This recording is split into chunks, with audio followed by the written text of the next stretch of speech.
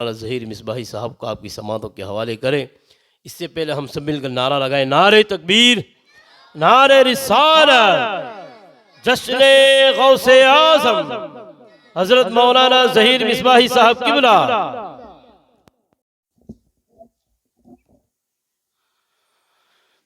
अस्सलामु अलैकुम वरहमतुल्लाहि वबरकातुहू। अल्हम्दुलिल्लाहि रब्बिल आलमीन वस्सलातु वस्सलामु अला सय्यिदिल अंबियाइ वल मुरसलीन व अला आलिहि व अस्हाबिहि अजमाइन, अम्मा बअद। फ़अऊज़ु बिल्लाहि मिनश शैतानिर रजीम। बिस्मिल्लाहिर रहमानिर रहीम। वत्तबि' सबील मन अनाब इलैया।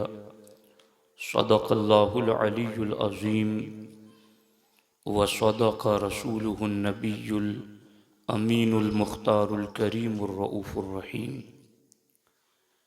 लाइक सत्तकरीम मुअज़्ज़ज़ व मुकर्रम उलमाए किराम, हुफ़्फ़ाज़ इज़ाम, हाज़िरीन व हाज़िरात महफ़िल, आइए हम और आप मिलकर इंतहाई एहतराम व अक़ीदत के साथ हुज़ूर सय्यिदुल मुरसलीन, ख़ातमुल अंबिया, शफ़ीउल मुज़निबीन, रहमतुल लिल आलमीन, ख़ातमुल मासूमीन, राहतुल आशिक़ीन सल्लल्लाहु तआला अलैहि व आलिहि व अस्हाबिहि व बारक व सल्लम की बारगाह में अपनी ग़ुलामी का सबूत दें और जिस तरीक़े से मैं पढ़ा हूँ मेरे साथ मिलकर हुज़ूर दिल के साथ मर्द हज़रात ब आवाज़ बुलंद और ख़वातीन आहिस्ता आवाज़ में नज़राने महब्बत पेश करें।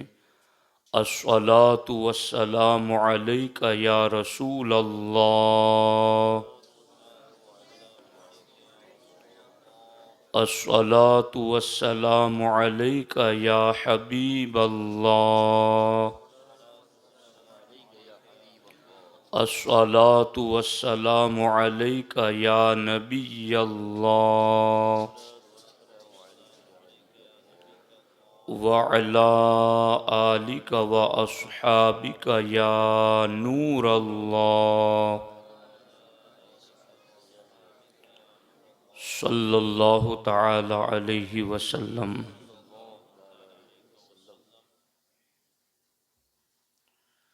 नबी के कदमों पर है जुज़ नबूवत, नबी के कदमों पर है जुज़ नबूवत, के ख़त्म इस राह में हाइल है या गौस। उलूहियत ही अहमद ने न पाई, नबूवत ही से तो आतिल है या गौस। सहाबियत हुई फिर ताबइयत, आगे बस कादरी मंजिल है या गौस। दोस्तान मोहतरम, मैं और आप पीरान पीर, रोशन ज़मीर, क़िंदिल नूरानी, शाहबाज़ लामकानी, गौसे समदानी, महबूब सुबहानी, हज़रत सैयदुना अबू मुहम्मद मुहियुद्दीन अब्दुल क़ादिर अल जीलानी रज़ियल्लाहु ताला अन्हु की याद में मंसूफ़ इज्तिमा में हाजिर हैं। अल्लाह करीम मेरी आपकी सबकी हाज़िरी को अपनी बारगाह में कबूल फरमाए। दोस्तान मोहतरम, सरकार गौस पाक के हवाले से मैं काफ़ी देर तक इस बात में गौर व फिक्र करता रहा कि मैं अवाम अहले सुन्नत के सामने क्या बात पेश करूं। चूँकि गौस पाक की ज़िंदगी पर इतना कुछ लिखा गया है कि किसी एक गोशे पर गुफ्तगू के लिए भी हमें तवील और लंबा वक्त चाहिए, लेकिन वाइज और मुकर्रिर के लिए ये भी लाजिम और ज़रूरी होता है कि वो हालात और तकाज़े के मुताबिक बुज़ुर्गों की ज़िंदगी को अवाम के सामने पेश करें। तो मैंने मुनासिब ख्याल किया कि गौसे पाक ने दीन कैसे ज़िंदा किया, इस टॉपिक पर आपके सामने चंद बातें अर्ज़ करूं। चूँकि एक मायूसी का माहौल मुसलमानों पर पूरी दुनिया में तारी है और उससे निकलने का एक ज़रिया और वसीला सरकार गौस पाक की सीरत और उनकी ज़िंदगी है। दोस्तान मोहतरम, हज़रत शेख अब्दुल हक मुहद्दिस देहलवी अलैहि रहमा फरमाते हैं कि इस्लाम ये ज़ाहिरी इबादात को कहते हैं और ईमान ये बातिनी अकायद को कहते हैं। और शेख अब्दुल हक मुहद्दिस देहलवी के इस फरमान की तायीद हदीस जिब्राईल से भी होती हैं। यानी ज़ाहिरी जितनी इबादात हैं, नमाज है, रोज़ा है, हज है, ज़कात है, इन ज़ाहिरी इबादात को इस्लाम कहते हैं। और दिल में, बातिन में जो अकायद होते हैं, अल्लाह पर यकीन, रसूलुल्लाह पर यकीन, क़यामत के दिन पर यकीन, फ़िरिश्तों पर यकीन, मरने के बाद उठने पर यकीन, हिसाब व किताब पर यकीन, तकदीर के भले बुरे मिन जानिबिल्लाह होने पर यकीन, इन सारी चीज़ों का ताल्लुक़ दिल से है और इन अकाइद पर ईमान का लफ्ज़ बोला जाता है। हदीस जिब्राईल में जिब्रील अमीन बारगाह रिसालत में हाजिर आकर के अर्ज़ करते हैं, मल इस्लाम, हुजूर इस्लाम क्या है? तो हमारे आका अलैहिस्सलातु वस्सलाम ने इरशाद फरमाया, तुम इस बात की गवाही दो कि अल्लाह के सिवा कोई माबूद नहीं, और इस बात की गवाही दो कि मोहम्मद सल्लल्लाहु अलैहि वसल्लम अल्लाह के रसूल हैं, और नमाज कायम करो, रोज़ा रखो, ज़कात दो, और ताकत होने की सूरत में हज बैतुल्लाह करो, ये इस्लाम है। तो हमारे आका अलैहिस्सलातु वस्सलाम ने शहादतैन के बाद नमाज, रोज़ा, हज और ज़कात को इस्लाम करार दिया।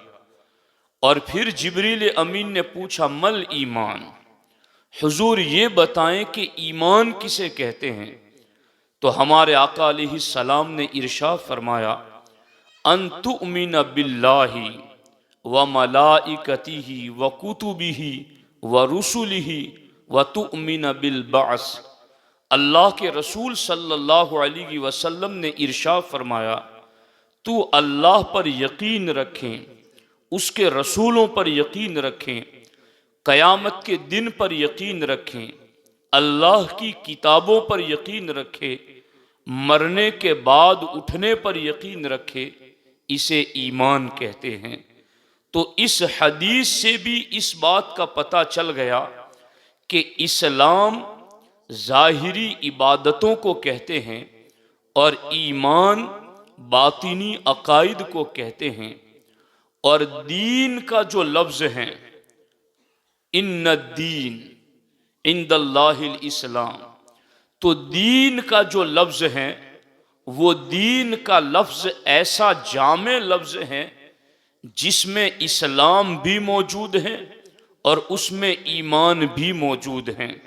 यानी दीन एक ऐसा लफ्ज़ है जिसमें ज़ाहिरी इबादात भी मौजूद हैं और उसमें बातिनी अकायद भी मौजूद हैं।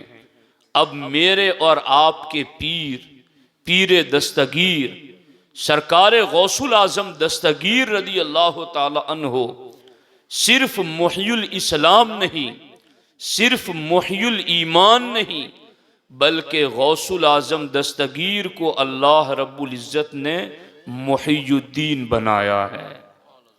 यानी आप दीन के जिंदा करने वाले।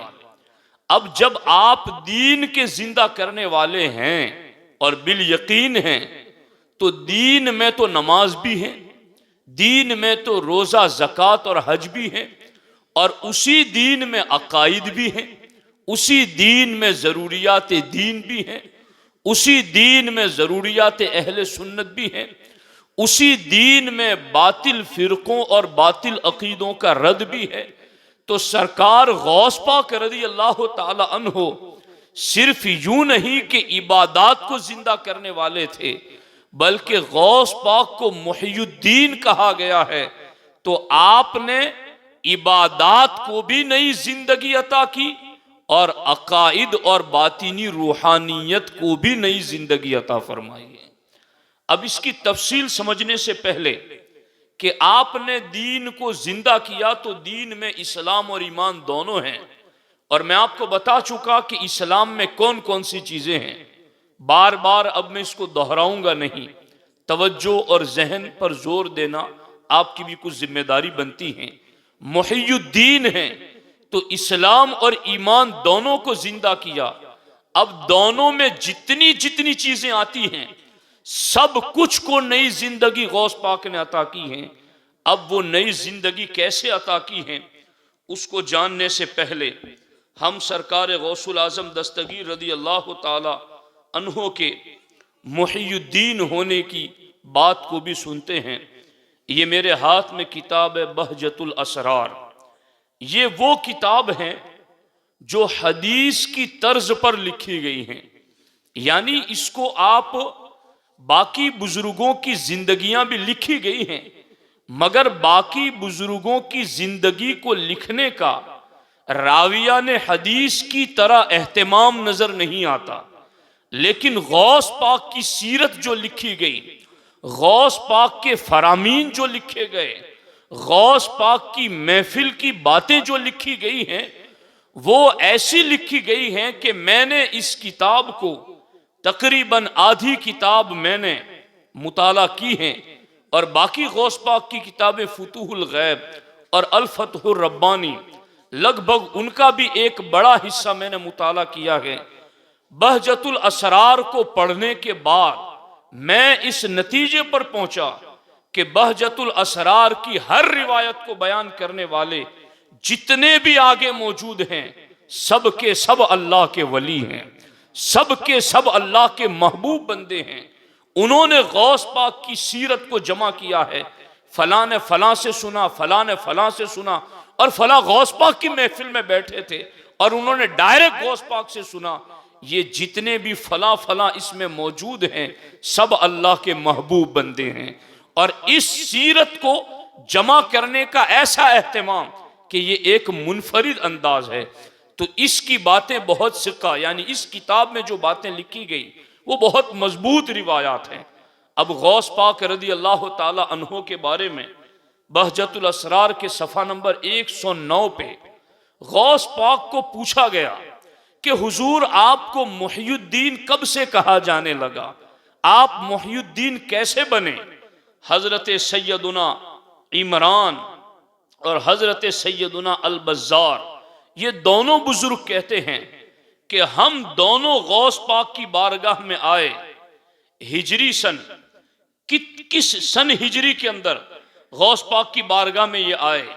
फरमाते हैं कि हम 521 हिजरी के अंदर गौस पाक की बारगाह में आए, और हम लोगों ने गौस पाक से पूछा, माँ सबबु तस्मीयती कभी मुहियुद्दीन, ए अब्दुल कादिर जीलानी, आपके मुहियुद्दीन लक़ब का सबब क्या बना, लोगों ने आपको मुहियुद्दीन कैसे पुकारा। तो गौस पाक फरमाते हैं, रजअतु मिन बअदी सियाहाति मर्रतन फी यौमी जुमुआ। गौस पाक कहते जुमा के दिन मैं अपनी सैर सियाहत यानी जंगल से वापस पलटा। तो गौस पाक फरमाते जब मैं बगदाद में एंट्री की मैंने, हाफियन, तो मैं नंगे कदम था, मेरे पाँव में जूते नहीं थे, मैं नंगे कदम जंगल से बगदाद की तरफ आया। फमररतु बिशख्सिन मरीजिन, तो गौस पाक कहते हैं मैं एक बीमार शख्स के पास से गुजरा, मुतगय्यिरुल लौन, जिसके चेहरे की रंगत कमजोरी की वजह से उड़ चुकी थी और नहीफुल बदन, निहायत ही कमजोर बदन वाला, चेहरे की रंगत से पता चलता था कि इसमें उठकर खड़े होने की ताकत नहीं है, चलने की ताकत तो कुजा। गौस पाक फरमाते जब मैं उसके पास से गुजरा तो उसने मुझे मेरा नाम लेकर सलाम करते हुए कहा, अस्सलामु अलैका या अब्दुल कादिर। मेरा नाम लेकर मुझे सलाम किया तो गौस पाक फरमाते फरदत्तु अलैहि सलाम, मैंने उस कमजोर शख्स के सलाम का जवाब दिया। उसके बाद उसने मुझसे कहा, उदन मिन्नी, ऐ अब्दुल कादिर मेरे करीब आओ। फदनौतु मिन्हु, गौस पाक फरमाते हैं मैं उसके करीब गया। उसने मुझे कहा, अजलिसनी, मुझे बैठा करो, मुझे खड़ा करो। फअजलस्तुहु, गौस पाक फरमाते मैंने अपने दोनों हाथों के सहारे से उस बंदे को, कमजोर को खड़ा किया। फनमा जसदुहु, गौस पाक फरमाते जैसे ही मैंने उसके हाथों में हाथ देकर दस्तगीरी की और उसको जैसे ही खड़ा किया, फनमा जसदुहु, तो उसके जिस्म में नुमू पैदा हो गया, यानी जिस्म में ताकत आ गई, जिस्म में कुव्वत आ गई। और वो कैसी कुव्वत, वह हसुनत सूरतुहु, सिर्फ जिस्म में ताकत ही नहीं आई, उसके चेहरे पर रौनक भी आ गई, उसके चेहरे पर हुस्न भी आ गया। वह सफा लौनुहु, और चेहरे की रंगत साफ साफ नजर आने लगी। गौस पाक फरमाते हैं फखिफ्तु मिन्हु, मैंने अचानक ये मंजर देखा कि ये इतना कमजोर शख्स जो खड़ा ना हो सके, इतना नहीफुल बदन शख्स के चेहरे के आसार से नजर आए कि ये बहुत कमजोर है, और मैंने हाथ से सहारा क्या दिया, जिस्म में इसके ताकत भी आ गई, चेहरे में रौनक भी आ गई, खूबसूरती, नूरानियत, हशाशियत, सब कुछ चेहरे पर नजर आने लगा। फखिफ्तु मिन्हु, गौस पाक कहते ये मंजर देखकर मैं डर गया, मेरे ऊपर कुछ खौफ की कैफियत तारी हुई।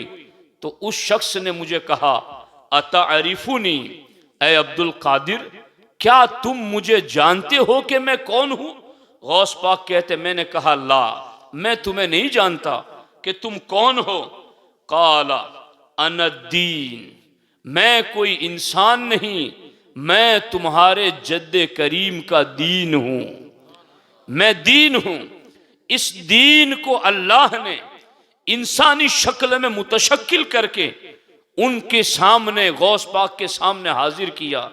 अब ये इस पर भी दलाइल है कुरान और सुन्नत में कि क्या कोई दीन इंसानी शक्ल में नजर आ सकता है जिसमें मिसाली और जिसमें हकीकी बाज़ाब्ता इसकी बातें की हैं इल्म कलाम के अंदर।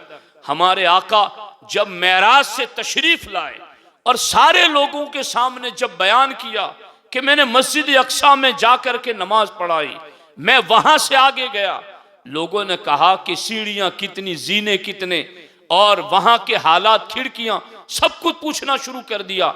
सरकार फरमाते मैं हजर अस्वद से टेक लगाए खड़ा था कि रब ने बैतुल मुकद्दस को मेरी निगाहों के सामने कर दिया, मस्जिद अक्सा मेरी निगाहों के सामने।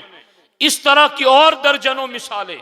हजरत जिब्रील का हजरत मरियम के पास आना, कुरान कहता है फतमस्सल लहू बशरन सविया, कि वो ठीक ठीक मर्द की शक्ल में मिसाल बन करके आए। वो जिब्रील का मिसाली जिस्म, इसी तरीके से दीन का एक मिसाली जिस्म। इसकी वजाहतें इसलिए देने की जरूरत पड़ती है कि अब लोग अपने दीन को जितना ज्यादा सुनना है उससे ज्यादा गैरों को सुनते हैं, अपने उलमा को जितना सुनना है उससे ज्यादा बदमजहबों को सुनते हैं, फिर शुकूक और शुबहात का शिकार होते हैं, आखिरत को दुनिया पर कयास करते हैं, दीन को दुनिया पर कयास करते हैं, और फिर अपनी अटकल पच्चू लगा करके गुमराहियत की वादियों में भटकते फिरते हैं कि ये कोई अजीब बात हो गई। लोगों ने बाज़ाब्ता इस्लाम को और गौस पाक की शान को मशकूक बनाने के लिए ऐसे वीडियो चलाए जिसमें गौस पाक की कोई मुकर्रर शान बयान कर रहा है और साथ में कुछ चुटकुले साथ में सेट करके उसका एक मजाक बनाया जा रहा है। तो गौर करो यहां पर कि गौस पाक के सामने दीन आया, मिसाली शक्ल में आया। जिस तरह जिब्रील लिबास बशरी में मरियम के पास आए थे, जिस तरीके से मस्जिद अक्सा को हुजूर के सामने रब्बे जुल जलाल ने मस्जिद हराम में पेश कर दिया था, इसी तरीके से दीन आज पेश हुआ मिसाली शक्ल में। गौस पाक कहते हैं ऐसा सहारा दिया कि फौरन रौनक, फौरन कमजोरी दूर, जोफ नकाहत कमजोरी सब यक बयक खत्म। मैं डर गया तो मुझे कहा डरो नहीं, मैं तुम्हारे जद्दे करीम का दीन हूं। वक़द अहयानिल्लाहु तआला बिका व अंत मुहियुद्दीन। अल्लाह ने तुम्हारे वजूद से मुझे जिंदा कर दिया, आज से तुम्हारा लक़ब मुहियुद्दीन है। इस तरह से गौस पाक को मुहियुद्दीन का खिताब मिला। अब देखें यहां पर गौस पाक फरमाते फलम्मा फतरक्तुहु, गौस पाक कहते मैं उस शख्स के पास से फिर आगे मस्जिद की तरफ चला। वन सरफ्तु इलल जामे, जब मस्जिद में गया फलक़ियनी रजुलन व वज़अ ली नअलन, मैंने एक शख्स को क्या देखा, मैं तो खुले कदम आया था, मगर अब मैंने मस्जिद के गेट पर देखा कि एक शख्स पहले से जूते पकड़ के मेरे इंतजार में खड़ा है। जैसे ही मैं वहां पहुंचा उसने नालैन मेरे सामने पेश की और गौस पाक कहते हैं उसने नालैन मेरे सामने रखते हुए मुझे ये कहा या सय्यदी मुहियुद्दीन, ऐ मेरे सरदार आप मुहियुद्दीन हैं। फलम्मा क़ज़यतु सलात, गौस पाक कहते जैसे ही मैंने नमाज खत्म की तो अब क्या हुआ, अहरान नासु इलैया युक़ब्बिलून यदैया व यक़ूलून या मुहियुद्दीन वमा दुईतु बिही मिन क़ब्लु। गौस पाक कहते जैसे ही नमाज खत्म की अब चारों तरफ से दौड़ दौड़ के लोग मेरे पास आ रहे हैं। व युक़ब्बिलून यदैया, और हर कोई मेरे हाथों को चूम रहा है, मेरी दस्तबोसी कर रहा है, और मेरी दस्तबोसी करते हुए मुझे ये कह रहा है या मुहियुद्दीन, या मुहियुद्दीन, या मुहियुद्दीन। गौस पाक फरमाते हैं मुझे मुहियुद्दीन के खिताब से याद करने लगे वमा दुईतु बिही मिन क़ब्लु, हालांकि इससे पहले मुझे कभी किसी ने मुहियुद्दीन के लक़ब से याद नहीं किया था। दोस्ताने मोहतरम, ये हमारी गुफ्तगू का एक मुकद्दमा है। अब इस पर बात रख कर के हम बात आगे करेंगे कि गौस पाक ने दीन जिंदा किया और बिल यकीन गौसुल आजम दस्तगीर मुहियुद्दीन हैं, और दीन में इस्लाम भी है और ईमान भी है, और इस्लाम में नमाज रोजा हज ज़कात है, और ईमान में अल्लाह रसूल फिरिश्ते किताबें बास बादल मौत आखिरत तकदीर सब कुछ उसमें है। यानी ईमान और इस्लाम को ले लो तो इबादात और अकायद दोनों हैं, और ये दोनों हैं दीन के अंदर, और उस दीन के जिंदा करने वाले हैं गौसुल आजम दस्तगीर। तो अब आपने दीन कैसे जिंदा किया, चूंकि आज के जब हालात, अब जिन्हें दीन से कोई राबता वास्ता नहीं है वो तो निरे दूर पड़े हुए लोग हैं, उनकी तो कोई शुमार ही नहीं है। मगर जो दीनदार तबका है, परहेजगार तबका है, जो दीन व सुन्नियत का दर्द रखता है, कभी कभी हालात को देखकर उस पर भी कुछ मायूसी की गर्द आने लगती हैं। लेकिन हमें मायूसी क्यों हो, हम तो गौस पाक के मानने वाले हैं। तू हसनी हुसैनी क्यों ना मुहियुद्दीन हो, ऐ खिजर मजमए बहरैन है चश्मा तेरा। आप मुहियुद्दीन हैं और हम आपके गुलाम हैं। उनकी सीरत और उनकी जिंदगी हम देखते हैं कि उन्होंने दीन को जिंदा कैसे किया। अब थोड़ी तवज्जो मेरी तरफ लाना और इसको गौर से सुनना। हमारे आका अलैहिस्सलाम ने फरमाया है अल इल्मु हयातुल इस्लाम, ये बहुत बुनियाद। अब दीन गौस पाक ने कैसे जिंदा किया वो मैं बयान कर रहा हूं यहां से, और फिर एक एक बात को खोल खोल के हम आपके सामने रखेंगे। गौस पाक ने दीन कैसे जिंदा किया, दीन में जो कुछ है वो मैं बता चुका। अब दीन जिंदा कैसे किया, हमारे नबी अलैहिस्सलाम फरमाते हैं अल इल्मु हयातुल इस्लाम, इस्लाम इल्म से जिंदा होता है। अल इल्मु हयातुल इस्लाम, इल्म से इस्लाम जिंदा होता है। इल्म से इस्लाम जिंदा होता है, इल्म से इस्लाम जिंदा होता है। तो फिर गौस पाक ने, जानते हो वो इल्म कितना हासिल किया? अल्लाहु अकबर, अल्लाहु अकबर। सरकार गौसुल आजम दस्तगीर यूं तो पैदाइशी अल्लाह के वली हैं, मां के पेट से अल्लाह के वली हैं, मगर 18 साल की उम्र में हिजरी सन 488 में गौस पाक जीलान को छोड़कर बगदाद आते हैं और 88 से लेकर 488 से लेकर 496 तक मुसलसल 8 साल गौस पाक ने दारुल उलूम में एडमिशन लेकर सबकन सबकन उसूल पढ़े हैं, उलूम पढ़े हैं और बाज़ाब्ता असातिज़ा के सामने बैठ करके आपने सारे फनून मुकम्मल किए। 8 साल तक गौस पाक ने पढ़ा। अब देखो 8 साल तक पढ़ा और उसके बाद क्या हुआ? अब जो बात है ना, वो दीन का काम करने वाले उलमा, मुबल्लिगीन, वाइज़ीन, इनके लिए अब की बात है कि हमें भी इस बारे में गौर करना चाहिए कि आखिर हम बोलते इतना है तो असर क्यों नहीं है? आखिर बात इतनी ज्यादा हो रही कि और कोई सुनने वाला नहीं, कोई सुने तो किसी पर असर नहीं। तो गौस पाक का कलाम जब होता था तो क्या बात होती थी? ऐसा लगता था जैसे वीरान जमीन पर रहमत की बारिश बरस रही है और फौरन सब्जे निकल आते हैं, हरियाली की हरियाली, दीन की, अकायद की, अमाल की। ऐसा कलाम गौस पाक का होता था। इसके पीछे एक वजह यह थी कि हिजरी सन 488 से लेकर 496 तक 8 साल का कोर्स मुकम्मल करने के बाद हिजरी सन 496 से लेकर 521 तक 25 साल मुकम्मल गौस पाक ने जो पढ़ा था उसको जंगलात में जाकर के अपने वजूद पर नाफिज किया, अपने वजूद पर नाफिज किया। जितना पढ़ा था उस पर अमल किया। और गौस पाक फरमाते उस अमल में जो मैंने मशक्कतें उठाई हैं, ये एक मुस्तकिल बाब है। गौस पाक फरमाते मैं दरियाए दजला के किनारे गिरी पड़ी उगी हुई सब्जियों को खा खा करके भी पढ़ता रहा, यहां तक के सब्ज पत्तों को खाने की वजह से मेरी गर्दन का रंग भी सब्ज हो गया था। गौस पाक फरमाते मैं 3 दिन तक भूखा रहता और जंगलात में भूखा रह कर के भी फिक़ह की किताबें पढ़ता था, मसले मसाइल की किताबें पढ़ता था। और गौस पाक फरमाते हैं बारहा मुझ पर बेहोशी तारी हो जाती थी तो मुझे गैब से आवाज आती, अब्दुल कादिर फला नानबाई की दुकान पे चले जाओ और कुछ कर्ज की सूरत में लेकर के खाना खा लो। गौस पाक कहते मैं उस गैबी आवाज को ये कहता कर्ज तो ले लूंगा मगर बाद में वो कर्ज अदा कैसे करूंगा?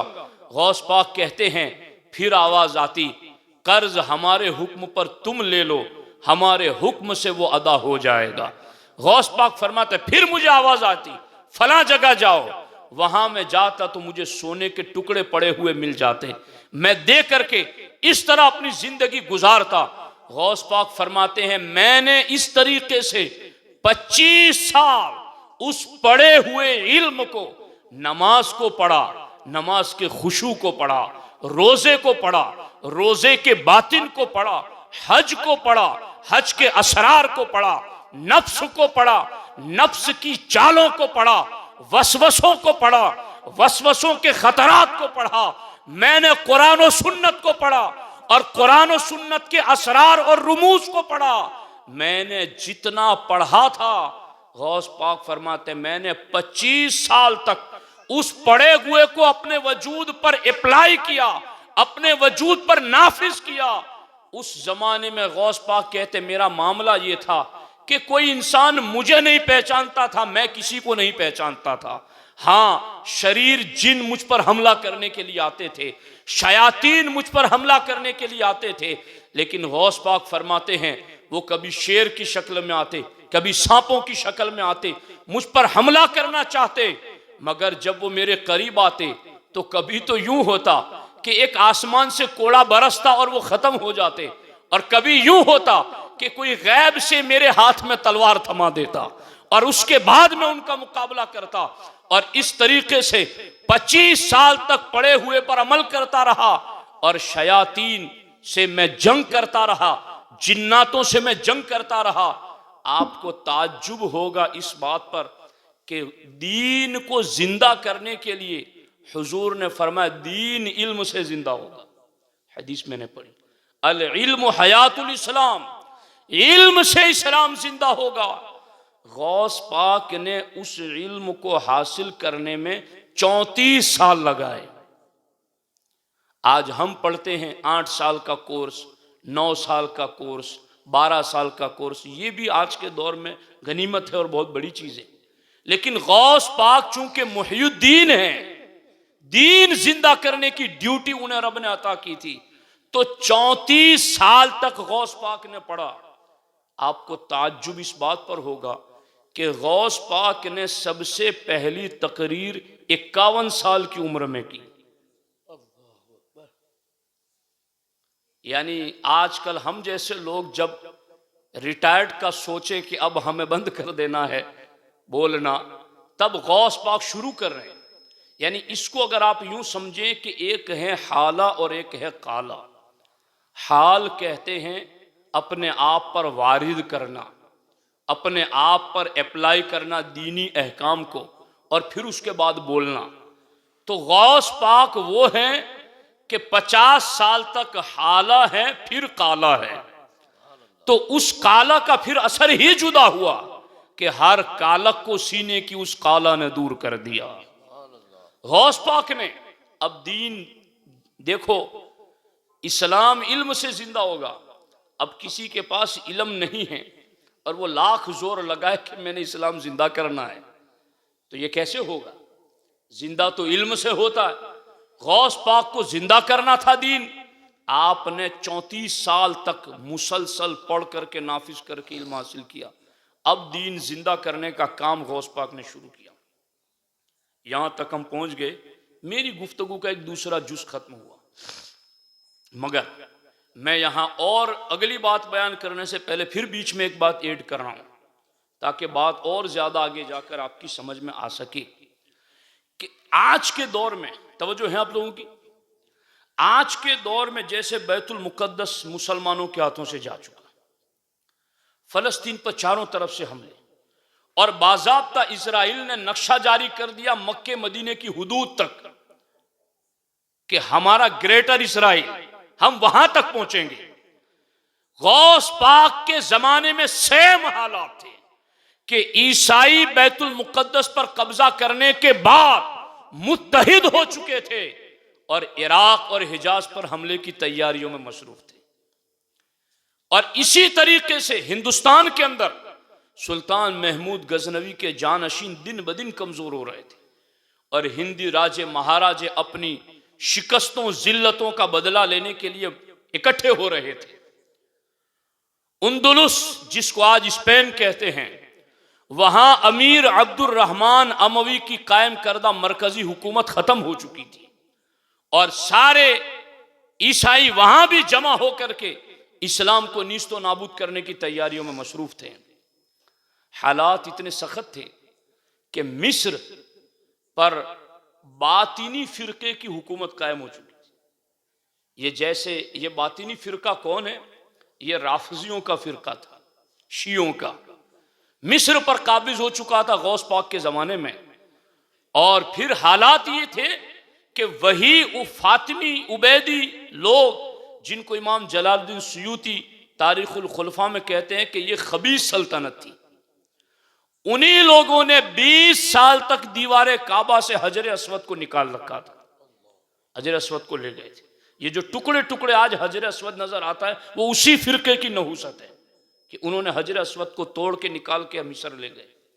मिस्र में भी बातिल फिरके की हुकूमत। हिंदुस्तान में शिकस्तों जिल्लत का इंतकाम लेने के लिए हिंदी राजे बिल्कुल तैयार, और महमूद गजनवी के जानशीन दिन ब दिन कमजोर हो रहे थे, आपस में लड़ रहे थे। उधर मोहम्मद बिन ताशकीन, यूसुफ बिन ताशकीन और मोहम्मद बिन तुमर्रत, ये दोनों एक इमाम गजाली के शागिर्द मोहम्मद बिन तुमर्रत, उसने हुकूमत कायम की थी, और दूसरी तरफ यूसुफ बिन ताशकीन, उसने हुकूमत कायम की थी। इन दोनों के जानशीन अफ्रीका में लड़ रहे थे और कमजोर हो रहे थे।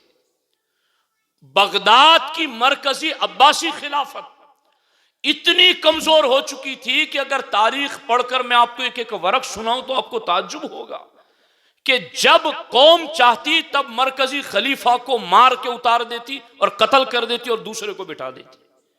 सल्जूक सल्तनत आपस में दस्तो गिरेबा थी।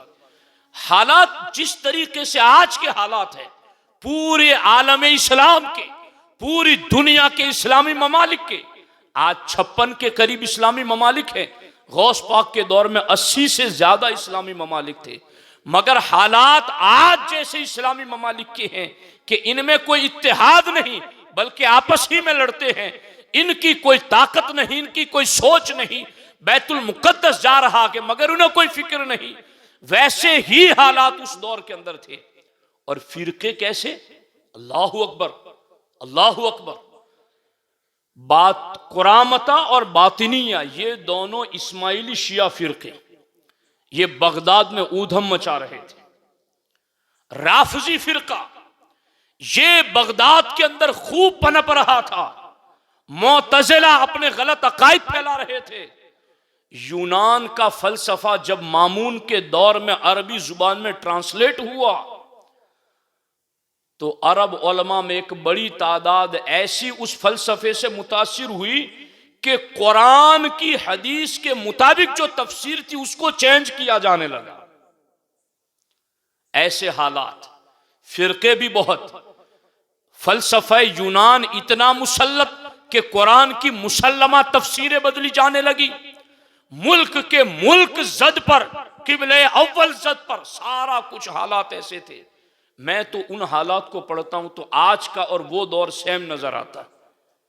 लेकिन अब गौस पाक ने जब ये हालात देखे तो आपने दीन कैसे जिंदा किया, थोड़ा ध्यान रखना और थोड़ा तवज्जो से सुनना, और अपनी जिंदगी के अंदर कोई ऐसा काम जरूर करना कि आप पूरा दीन जिंदा कर सके न कर सके, मगर दीन जिंदा करने में अपना हिस्सा जरूर डालना। गौस पाक ने जिस तरीके से दीन जिंदा किया, उस तरीके से दीन जिंदा करने में मर्द औरतें दोनों अपना हिस्सा लगाएं। हम कोई हाकिम इस्लाम नहीं, हम कोई बहुत ज्यादा ताकत नहीं रखते कि हम पर कोई और ज्यादा हुक्म हो, मगर जितना हुक्म हम पर है हम वो तो करें। अब गौस पाक ने 33 साल तक इल्म हासिल किया। अब दीन जिंदा करने के लिए गौस पाक ने नजर डाली, हालात ऐसे, दीन कैसे जिंदा करूं? तो गौस पाक ने पहले 2 काम शुरू किए। एक तो ये कि गौस पाक एक हफ्ते में 3 इज्तिमात करते थे। एक हफ्ते में 3 इज्तिमात करते थे।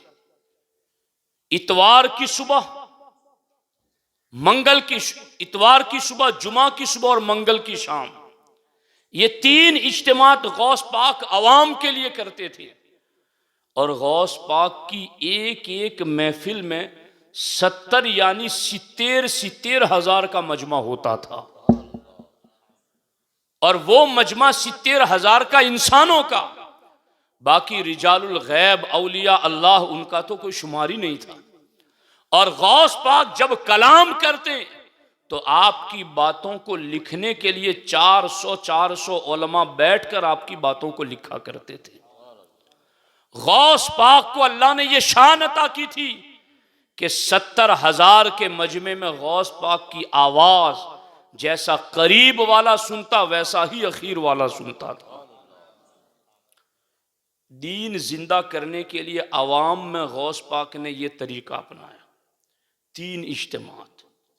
ये तो वो हैं कि जिनके घर कोई चोरी की नीयत से आए, नजर डाल दे तो उसे कुतुब बना देते हैं।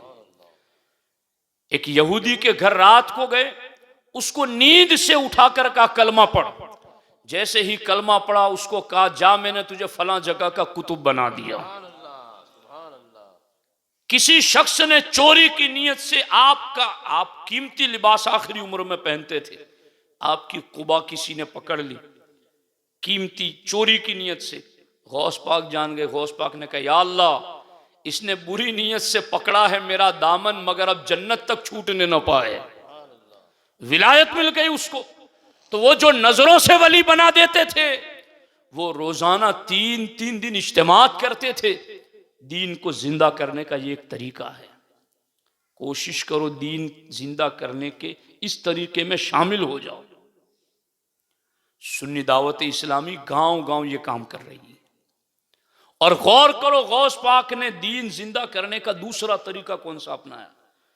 आपके पीर का नाम है अबू सईद मुबारक अल मुखर्रमी, और बाज़ हज़रात ने अल मखज़ूमी लिखा है। उन्होंने गौस पाक के पीर ने गौस पाक को मदरसा दे दिया। गौस पाक के पीर का बनाया हुआ मदरसा था। उन्होंने कहा कि अब आप मदरसा चलाओ। तो गौस पाक के पीर ने गौस पाक को मदरसा दे दिया। तो उस मदरसे के साथ में खानका भी थी, कुछ कमरे भी बने हुए थे, लोगों के मकानात भी थे। तो गौस पाक ने कहा कि अब इस मदरसे को हम वसी करेंगे, बड़ा बनाएंगे। तो खानकाह और कमरों को तोड़कर और आसपास के मकानात को खरीद कर गौस पाक ने बड़ा मदरसा बनाने का प्लान किया। दीन जिंदा करने का ये तरीका है। दायदरा वालों, वो सुनो ध्यान से। दीन जिंदा, मोहियुद्दीन, हम पूरी जिंदगी सरकार गौस पाक को मोहियुद्दीन के खिताब से याद करते रहे। दीन जिंदा कैसे किया? मदरसे कायम किया आपने, मदरसा कायम किया और मदरसे को वसी किया और हुक्म दिया अपने मुरीदों को, जितने भी सरमायादार हैं अपना सरमाया लगाओ, और जो सरमायादार नहीं है वो मजदूरी करे इस मदरसे में आकर।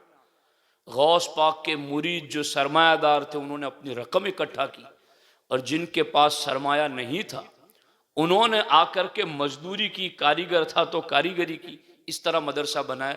मैं जब इस चीज़ को पढ़ रहा था, सफ़हात खंगाल रहा था, तो एक बात मैंने पढ़ी जो आज हमारी माँ बहनों के लिए भी बहुत ज़्यादा तवज्जो की बात है।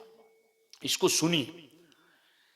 एक औरत जिसके पास पैसे नहीं थे देने के लिए गौस पाक के मदरसे में, तो वो औरत अपने शौहर को लेकर गौस पाक की बारगाह में आई और उसने कहा, हुजूर, मेरे शौहर के ऊपर मेरे मेहर के 20 दिरहम बाकी हैं। 20 दिरहम मेरी मेहर के मेहर निकाह, उसके 20 दिरहम मेरे शौहर से मेरे लेने के बाकी हैं।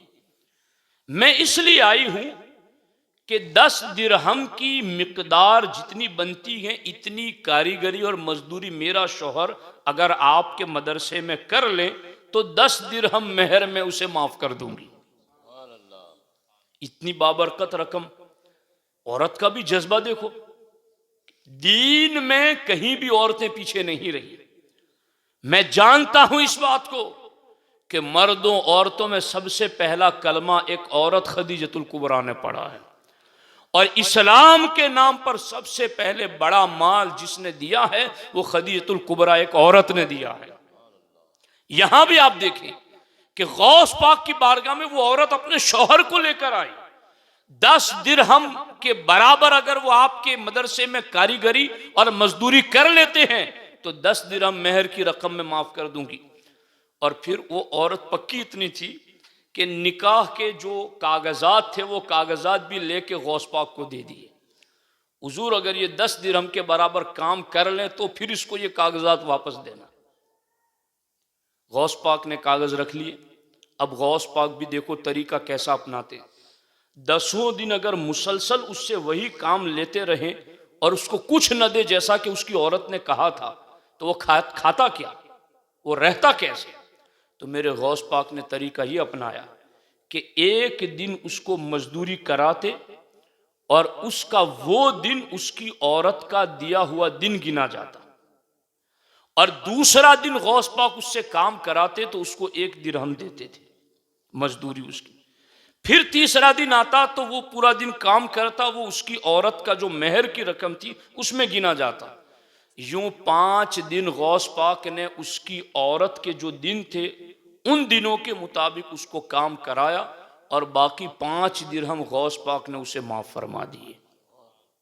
दोस्ताने मोहतरम, ये दीन जिंदा हो रहा है। मदरसा बन रहा है, कोई पूछे क्या हो रहा है, कहो ये दीन जिंदा हो रहा है। ये दीन जिंदा करने वाला काम हो रहा है।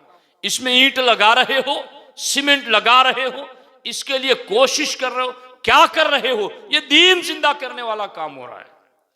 गौस पाक ने दीन जिंदा करने के लिए मदरसा बड़ा किया और आज हम हमारे उलमा दरसगाह में पढ़ाते हैं 6 पीरियड, 7 पीरियड, 8 पीरियड, और इतना पढ़ाते पढ़ाते भी बंदा थक जाता है। गौस पाक एक दिन में 13 पीरियड पढ़ाते थे। जोहर बाद गौस पाक तजवीद और किरात सिखाते थे। जोहर बाद गौस पाक यूं पढ़ाते थे और गौस पाक ने यूं पढ़ाया 34 साल तक। फिर और पढ़ाया 34 साल और हर साल 3000 तलबा गौस पाक ने फारिग फरमाए। यूं डायरेक्ट गौस पाक के हाथ से जो फारिग हुए बाज़ाब्ता कोर्स पढ़ करके उनकी तादाद 1 लाख के करीब बनती है। ये दीन जिंदा करने का एक तरीका। अब आपको बताऊं, जिस सलाहुद्दीन अय्यूबी ने बैतुल मुकद्दस को फतह किया और इस्लाम का झंडा लहराया, वो कोई और नहीं था, वो गौस पाक की दरसगाह से पढ़ा हुआ गौस पाक का शागिर्द और मुरीद था। बाज़ाब्ता मैंने सीरत की गौस पाक की किताबों में यहां तक पढ़ा कि जो पढ़ने वाले दरसगाह में तलबा थे, जहां जिहाद को जाना होता गौस पाक उनको भेजा करते थे। अल्लाहु अकबर। और जिस बंदे इब्ने ज़की ने पहली मर्तबा बैतुल मुकद्दस फतह होने के बाद जुमा में खुतबा पढ़ा, वो भी गौस पाक की दरसगाह से फारिग थे। तो बैतुल मुकद्दस फतह हुआ, फातिह सलाहुद्दीन अय्यूबी इब्ने ज़की गौस पाक के मुरीद और शागिर्द। और मिस्र की बातिनी सल्तनत, राफजियों शियों की हुकूमत, जिसने खाने काबा की दीवार से हजर अस्वद को निकाला था, उनकी कमर को तोड़कर फिर से वहां इस्लाम और अहले सुन्नत का परचम जिस बंदे ने लहराया वो गौस पाक का मुरीद सुल्तान सलाहुद्दीन अय्यूबी था। सरकार गरीब नवाज रदी अल्लाह ताला अन्हु गौस पाक की बारगाह में हाजिर हुए और हाजिर होकर कहा कि हुजूर, मुझे आपके बाद इराक की सरजमीन खिदमत दीन के लिए दे दें। तो गौस पाक ने कहा कि इराक तो मैं शिहाबुद्दीन उमर सुहरवर्दी को दे चुका हूं, मगर मैं तुम्हें हिंद की विलायत अता करता हूं। फिर गरीब नवाज को जो सनद मिली थी बारगाह रिसालत से कि तुम्हें हिंद जाना है, फिर उस पर वलियों के शहनशाह की मोहर लगाई गई। फिर आप हिंद की धरती पर आए और यहां शिहाबुद्दीन गौरी के ख्वाब में आए और फिर उसे जंग की दावत दी और फिर उसको फतह हुई और फिर वो सैर के लिए निकला, अजमेर गया, देखा कि अजान हो रही है, कहा यहां भी मुसलमान बसते हैं, जाओ देखो। देखा तो कहा कि कुछ कोई बुजुर्ग है और उनके मुरीदीन हैं, तो कहा कि उनको कहो कि शिहाबुद्दीन तुम्हें मिलने के लिए आना चाहता है, शिहाबुद्दीन गौरी। कहा उसको कहना कि वो रात में मिलने के लिए आए। जब वो मुलाकात के लिए गया तो चेहरा देखकर हैरान कि ये चेहरा तो वही गए जो ख्वाब में आकर मुझे हिंद में आने की दावत दे रहा था। 90 लाख को कलमा भी पढ़ाया और फिर इस्लामी हुक्मरानों की पुष्ट पनाही करके इस्लाम का बोलबाला भी किया। ये भी भेजे हुए हैं गौसुल आजम दस्तगीर के। इस तरीके से उंदुलुस का आप पढ़ लें तो वहां भी शेख नजमुद्दीन कुबरा और उनका सिलसिला जिसमें गौस पाक का फैज है, और गौस पाक के मुरीदीन वहाँ पहुँचे, वहाँ भी इस्लाम को जिंदा किया। इस तरीके से गौस पाक ने इल्म के जरिया ऐसे अफराद तैयार किए, ऐसे इंसान तैयार किए कि फिर वो जिस तरफ गए, जहां जहां गए, वहां वहां उन्होंने इस्लाम को जिंदा कर दिया। तो गौसुल आजम दस्तगीर रदी अल्लाह ताला अन्हु ने दीन को जिंदा करने के जो तरीके अपनाए, उन तरीकों में बुनियादी तरीका इल्म दीन का फैलाना है। चूंकि अल इल्म हयातुल इस्लाम, इल्म से इस्लाम जिंदा होता है। दोस्तान मोहतरम, सरकार गौस पाक ने जिस तरीके से काम किया है, आज के दौर में हमें उनके तरीके पर चलना चाहिए कि दीन का इल्म जितना ज्यादा आएगा उतना ही ज्यादा इस्लाम जिंदा होगा और उतने ही ज्यादा लोगों के अकायद और अमाल मजबूत होंगे। अब मैं ये समझता हूं, ये जो आज के दौर में एक लोगों का जहन, कुछ लोगों का ऐसा भी होता जा रहा है कि किसी फिरके का रद्द ना करो, आप बस सीधी सीधी बात करो। तो मैं ये कहता हूं कि ये तो पीराने पीर का तरीका नहीं है। मैं इस किताब के अंदर आपको कई मकामात दिखा सकता हूं जिनमें सरकार गौसुल आजम दस्तगीर रदी अल्लाह ताला अन्हु ने आपकी बारगाह में राफजी आए तो गौस पाक ने उन्हें सलाम नहीं किया, उनसे मुसाफा नहीं किया, बल्कि गौसुल आजम दस्तगीर रदी अल्लाह ताला अन्हु ने करामतें दिखाई, माने, फिर कलमा उन्हें पढ़ाया, फिर सलाम किया। ये और मैं समझता हूं कि पीरों में दो पीर ऐसे गुजरे हैं जिन्होंने राफजी फिरके का डट के रद्द किया है। उनमें एक मुहियुद्दीन जीलानी और दूसरे गौसुल आलम मखदूम अशरफ सिमनानी। और ये दोनों हसनी सैयद, दोनों शहजादगान रसूल अलैहिस्सलाम, इनकी जिंदगियों के अंदर आप जितने फिरके उनके दौर में पैदा हुए, उन्होंने उसका रद्द किया बाज़ाब्ता। और इस सिलसिले के अंदर उनकी काफ़ी बातें मतलब किताबों के अंदर लिखी हुई हैं और इस पर अगर गुफ्तगू की जाए तो काफ़ी तवील हो सकती हैं। इस सिलसिले में मैं सरकार गौस पाक रज़ी अल्लाह ताला अन्हु की एक करामत और एक शान आपके सामने जिक्र करके फिर मैं अपनी गुफ्तगू को इख्तिताम की तरफ लाता हूँ।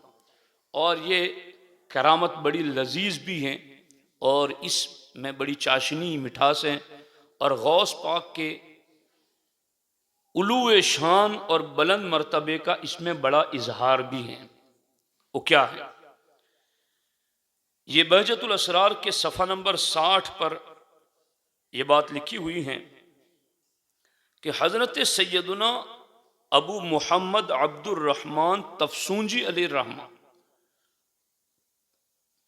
जिन्हें शेखुल मगरिब कहा जाता, बहुत बड़े अल्लाह के वली, वो अपने मुरीदों के दरमियान बैठकर वाज कर रहे थे और अपना मर्तबा जो अल्लाह ने उन्हें बयान किया था उसका उन्होंने इजहार किया। और इजहार करते हुए कहा, अना बैनल औलियाई कल कुरकी बैन तुयूर अतवलुहुम उनुका। उन्होंने कहा कि मैं वलियों के दरमियान सारस परिंदे की तरह हूं जिसकी गर्दन सबसे ऊंची होती है। सारस परिंदे की गर्दन सबसे ऊंची होती है, तो मैं वलियों के दरमियान ऐसे ही सबसे ऊंचा मर्तबा रखता हूं। जब उन्होंने ये बात की तो उस महफिल में गौस पाक के एक मुरीद बैठे हुए थे, उनको जलाल आ गया। अबुल हसन अली बिन अहमद, उन्होंने जैसे कि ये बात सुनी कि ये सारे वलियों में अपने आप को सबसे बुलंद जाहिर कर रहे हैं, तो उन्होंने नज़अ दलकन काना अलैहि वक़ाल दअनी उसारिउका, उन्होंने अपने बदन पर जो चादर गुदड़ी पहने हुई थी उसको उतार फेंका और कहा कि अगर तुम इतने अफजल हो मकाम और मर्तबे में तो आओ मुझसे रूहानियत का मुकाबला करो। जब उन्होंने ये कहा फसकत शेख अब्दुर रहमान, तो शेख अब्दुर रहमान तफसूंजी चुप हो गए। वक़ाल अली असहाबी, और उनके इर्द गिर्द जो उनके मुरीद बैठे थे उन्होंने चाहा कि इनको पकड़ लें और इन्होंने हमारे पीर के हवाले से ऐसी बात क्यों कि इनको सजा दें। जैसे ही उन्होंने ये करना चाहा तो पीर ने अपने मुरीदों से कहा, मा रअयतु मिन्हु शारतन खालियतम मिन इनायतिल्लाहि तआला, इसके करीब मत जाना, इसके रुएं रुएं से अनवार फूट रहे हैं, इसको छूना नहीं, इसको हाथ नहीं लगाना, इसके जिस्म से अनवार जाहिर हो रहे हैं। और फिर हजरत शेख अब्दुल रहमान तफसूजी ने कहा, अमरहु अन यल्बिसदल कहू, हुक्म दिया कि तुम अपनी चादर तो पहन लो, बाद में बात करते हैं तुमसे, चादर पहन लो। तो उन्होंने कहा, ला अऊदु फीमा खरजतु अन्हु, जो एक बार निकाल देता हूं दो बार नहीं पहनता, निकाल दिया मैंने, फेंक दिया, अब मैं दो बार नहीं हाथ लगाऊंगा। सुम्मा इल्तफत इला जिहतिल हब्बा, हब्बा शहर का नाम है, उन्होंने हब्बा शहर की तरफ मुतवज्जे होकर अपनी बीवी जिनका नाम फातिमा था उनसे कहा, इतीनी बिमा अलबिसुहु, के मेरा लिबास लाओ। जैसे ही उनकी बीवी ने वहां हब्बा में उनकी आवाज सुन ली और वहां से उन्होंने वो बढ़ा करके वो गुदड़ी उनको यहां अता कर दी, वो भी कैसी कामिला आरिफा, वो दे दी। तो शेख अब्दुल रहमान तफसूजी ने पूछा, मन शेखु का, इतना कमाल है तुम में, बताओ तुम्हारे पीर का नाम क्या है?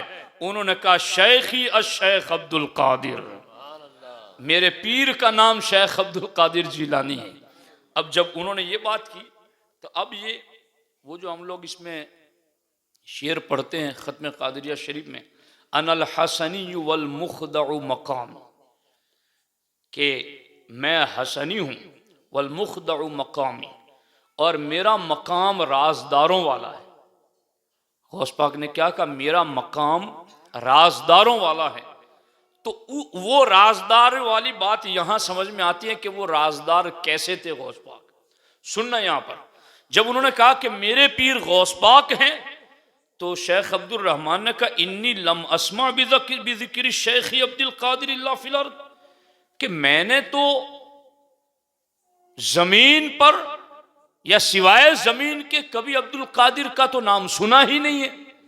तो अगर वो इतने बड़े पीर हैं कि मुरीद में इतना कमाल, तो मैंने उनका नाम क्यों नहीं सुना? व इन्ना ली अरबईन सनतन फी दरकाति बाबिल कुदरती मा रअयतुहु, मैं तो 40 साल से अल्लाह की बारगाह में आता जाता हूं, मगर मैंने ना आते देखा उन्हें, न कभी जाते देखा। अगर वो इतने पहुंचे हुए हैं तो अल्लाह की बारगाह में हम देखते क्यों नहीं उन्हें?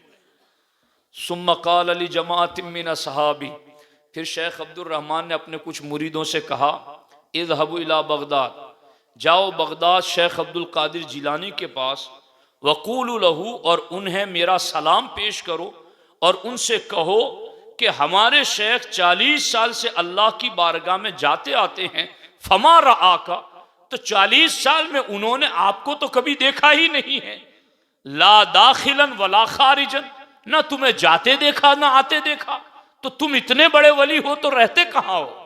जाओ ये जा करके अब्दुल कादिर जिलानी से पूछो। अब इधर से शेख अब्दुल रहमान तफसूजी ने अपने मुरीदों को भेजा बगदाद। उधर क्या हुआ?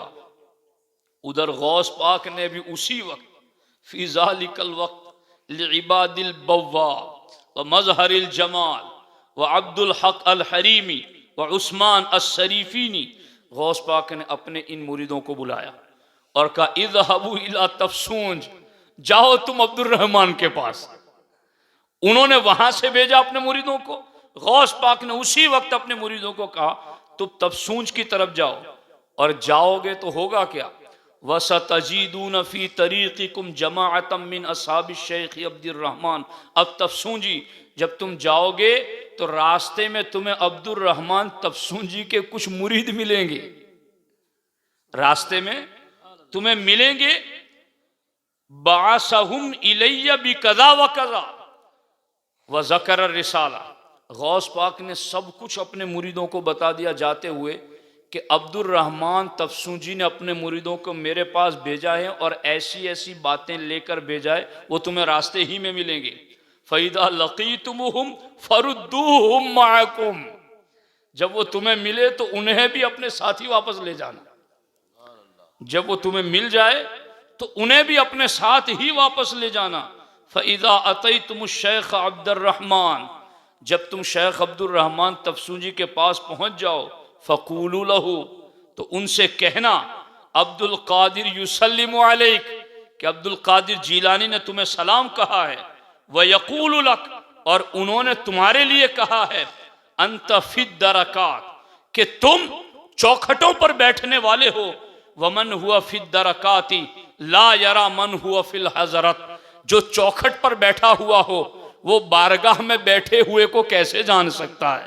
गौस पाक आगे फरमाते वमन हुआ फिल हजरती ला यरा मन हुआ फिल मुख्दा, और जो बारगाह में बैठा हो वो राजदारों वाली महफिल को कैसे जान सकता है। अल्लाहु अकबर।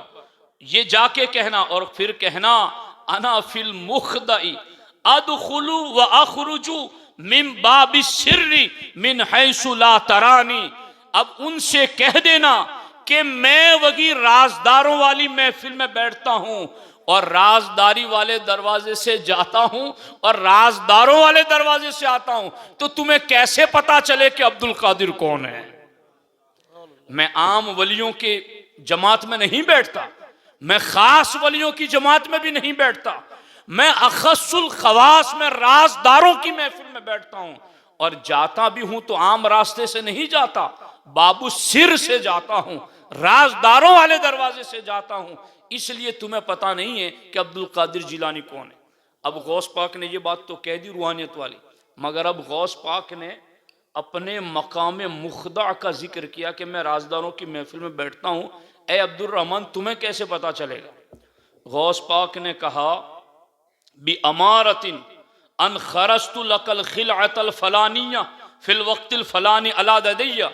अब्दुल रहमान से कहना कि फला वक्त फला नाम का खिरका जो तुम्हें पहनाया था वो गौस पाक ही ने पहनाया था। उनको ये कहना कि फला नाम का खिरका फला वक्त जो तुम्हें पहनाया था वो गौस पाक ने ही पहनाया था। खरस्तु लक वही खलअतुर रजा, और रजा की खलत जो तुम्हें पहनाई थी वो मैंने ही पहनाई थी। इस तरह से गौस पाक रज़ी अल्लाह ताला अन्हु ने कई चीज़ों को जिक्र फरमाया और कई चीज़ों को जिक्र करने के बाद कहा कि ये सारे मर्तबे अब्दुल रहमान तफसूजी तुम्हें जो फला वक्त को मिले वो मेरे ही कहने पर मिले, वो मेरे ही हाथ से दिए गए और वो मेरे ही इज़्न से अता किए गए। जब गौस पाक रज़ी अल्लाह ताला अन्हु की ये बात शेख अब्दुल रहमान तफसूजी रज़ी अल्लाह ताला अन्हु ने सुनी तो फौरन कहा सदक़ शेख अब्दुल कादिर सुल्तानुल वक्त व साहिबुत तशरीफ फीही। शेख अब्दुल कादिर जीलानी ने सच कहा, वो तो वलियों के सुल्तान है। दोस्तान मोहतरम, मज़र चिश्त बुखारा व इराक़ो अजमेर, कौन सी किश्त पे बरसा नहीं जाला तेरा, सफ़े हर शजरा में होती है सलामी तेरी, शाखें झुक झुक के बजा लाती है मुजरा तेरा। किस गुलिस्तां को नहीं फसले बहारी से नियाज, कौन से सिलसिले में फैज ना आया तेरा। ये चिश्ती नक्शबंदी सोहरवर्दी हर एक तेरी तरफ आइल है या गौस। दोस्तान मोहतरम, सरकार गौस पाक रज़ी अल्लाह ताला अन्हु को अल्लाह रब्बुल इज़्ज़त ने कुतबियत कुबरा की वो शान अता फरमाई कि आपको हज़रत इमाम महदी के आने तक पूरा ज़माने विलायत, जिसमें कुतबियत कुबरा की शान के जितने भी मामलात होते हैं वो सारे अल्लाह रब्बुल इज़्ज़त ने सरकार गौसुल आज़म दस्तगीर रज़ी अल्लाह ताला अन्हु को अता फरमाए हैं। तो मेरे दोस्तों, यह हमारी खुशकिस्मती है कि अल्लाह रब्बुल इज़्ज़त ने उनके दामन करम से हमें वाबस्ता कर दिया है। मुरीदी ला तखफ अल्लाहु रब्बी अतानी रिफ़अतन निलतुल मनाली, मुरीदी ला तखफ वाशिन फ़इन्नी अज़ूमुन क़ातिलुन इंदल क़िताली। मुरीदी ला तखफ कहकर तसल्ली दी ग़ुलामों को, क़यामत तक रहे बेखौफ बंदा गौसे आज़म का। तो दोस्तान मोहतरम, इल्म दीन के हवाले से हमें एक्टिव होना चाहिए।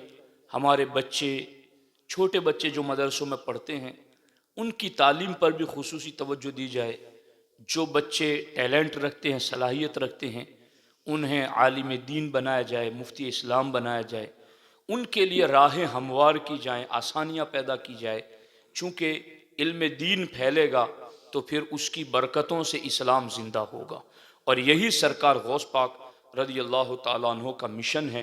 अल्लाह करीम की बारगाह में दुआ है कि अल्लाह जल्ला मजदूल करीम हम सबों को सरकार गौस पाक रज़ी अल्लाह ताला अन्हो के तरीक़े पर चलने की तौफीक अता फरमाए। और आप जानते हैं कि भड़ूच की सरजमीन पर 4 और 5 तारीख को आलमी तहरीक सुन्नी दावत इस्लामी का सालाना सुन्नी इज्तिमा हो रहा है, और वो भी इल्म दीन के फ़रोग़ का एक अहम तरीन हिस्सा है। तो इस दावत को आम भी करें, और 4 तारीख को औरतों का है और 5 तारीख को मर्दों के लिए हैं। उसके अवकात भी आप तक पहुँचा दिए गए हैं, तो उसमें ज़रूर आप शिरकत की कोशिश करें। ख़वातीन को भी पहुँचाए, मर्द हजरात भी पहुँचे, और उलूम नाफ़िआ से अपने कुलूब व अज़हान को मुनव्वर करने की कोशिश करें। अल्लाह रब्बुल इज़्ज़त हमें इल्म नाफ़े अता फ़रमाए, और अल्लाह तबारक व तआला सरकार गौस पाक के सदक़े हमें अमल साले की तौफ़ीक अता फ़रमाए। अस्सलामु अलैकुम व रहमतुल्लाहि व बरकातुहू।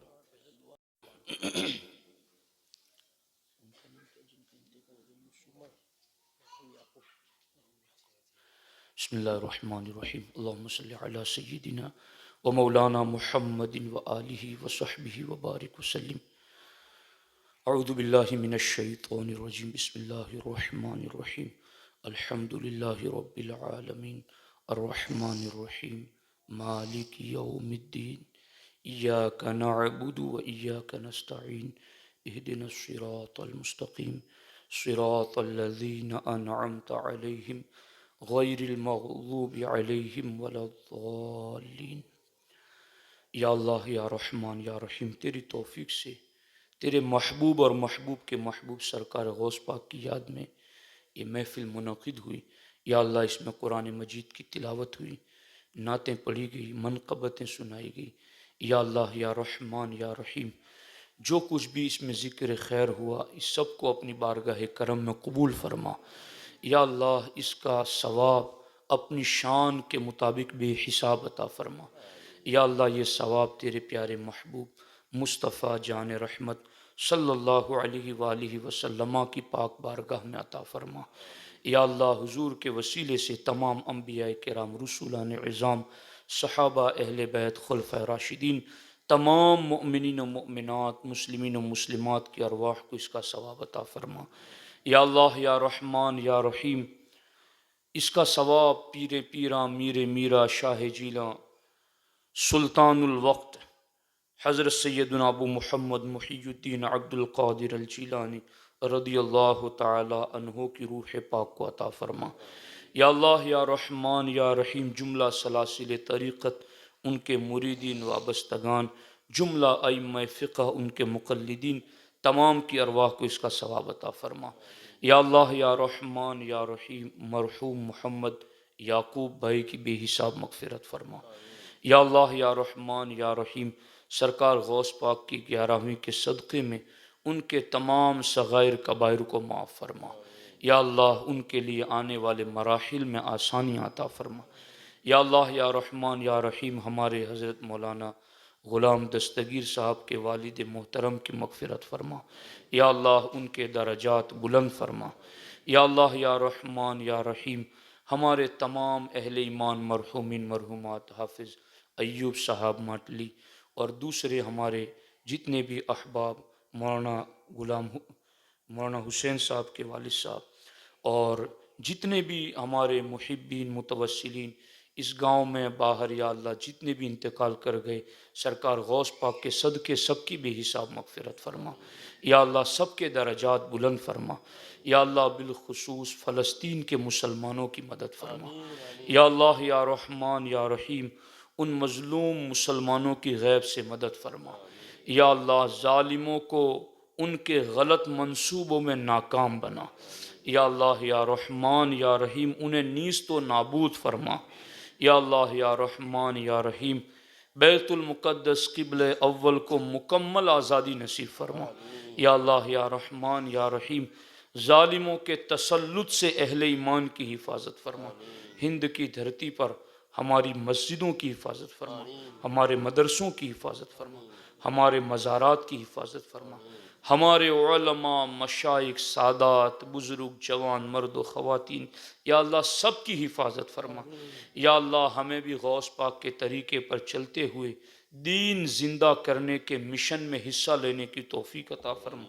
और या अल्लाह हमें इखलास नसीब फरमा। या अल्लाह हमें इस्तिकामत नसीब फरमा। या अल्लाह हमारी और हमारे वालिदैन की बेहिसाब मग़फ़िरत फरमा। या रब्बी बिल मुस्तफ़ा बल्लिग़ मक़ासिदना वग़फ़िर लना मा मज़ा या वासिअल करमी ली खमसतुन उत्फ़ी बिहा हर्रल वबाइल हातिमा अल मुस्तफ़ा वल मुर्तज़ा वबनाहुमा वल फ़ातिमा। या सिद्दीक़ या उमर या उस्मान या हैदर दफ़ा शरकुन खैरावर या शब्बीर या शब्बर। इलाही खैर गर्दानी बहक के शाह जीलानी। इलाही खैर गर्दानी बहक के शाह जीलानी। इलाही खैर गर्दानी बहक के शाह जीलानी। इन्नल्लाह व मलाइकतहु युसल्लून अलन नबी या अय्युहल्लज़ीना आमनू सल्लू अलैहि वसल्लिमू तस्लीमा। अल्लाहुम्मा सल्लि अला सय्यिदिना व मौलाना मुहम्मदिन व आलिहि व सहबिहि व बारिक वसल्लिम व उफ़व्विदु अमरी इलल्लाह इन्नल्लाह बसीरुम बिल इबाद व सल्लल्लाहु तआला अला खैरि खल्क़िहि व अला आलिहि व सहबिहि अजमईन बिरहमतिक या अरहमर राहिमीन।